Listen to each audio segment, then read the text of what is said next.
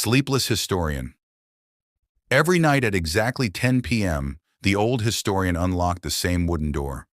His house stood at the edge of a quiet town where nothing unusual happened. The windows faced empty streets. The clock ticked softly. The world seemed to sleep on time. Only he stayed awake. His name was Elias. For 40 years he had studied history, not famous kings, not wars, not victories. He collected forgotten things, old letters, diaries, train tickets, receipts, small details that once belonged to ordinary people. He believed history was not built by great events. It was built by evenings people forgot, and for years he slept less and less. At first it was normal, a late night reading, then another. Then weeks passed where sleep came only for an hour or two. Doctors called it insomnia, but Elias never believed that. He thought something else had happened. The more stories he learned, the harder it became to leave them behind. Every object seemed unfinished. Every diary ended too early. Every life contained one more page he wished existed. So every night he sat beneath a small yellow lamp and continued reading. One rainy evening, while sorting through a box bought from a closed estate sale, he found something unusual. A thin black notebook, no title, no date. Inside the cover was written, "Property of A. Vale return if found." The handwriting looked careful and old. Elias smiled. Another forgotten life. He began reading. The first pages were ordinary.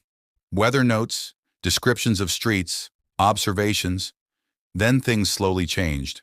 The writer became obsessed with recording moments. Today I watched a baker close his shop. I counted the number of lamps lit in the town. I wrote down every train arrival. Strange, but familiar. Elias continued. Hours passed unnoticed. Midnight, 1:30 a.m., 2:45 a.m. Then he reached the final pages. The handwriting had become uneven. The last entry read, "I realized history disappears each night. Someone must stay awake to remember. If you are reading this, continue where I stopped. Sleep later." That was all. No ending. No explanation. Elias closed the notebook. Outside, the rain had stopped. The house felt quieter than usual. He stood up, turned off the lamp, went to bed. But sleep never came. Not because he was afraid, because he kept wondering, who was A. Vale? The next evening he searched archives.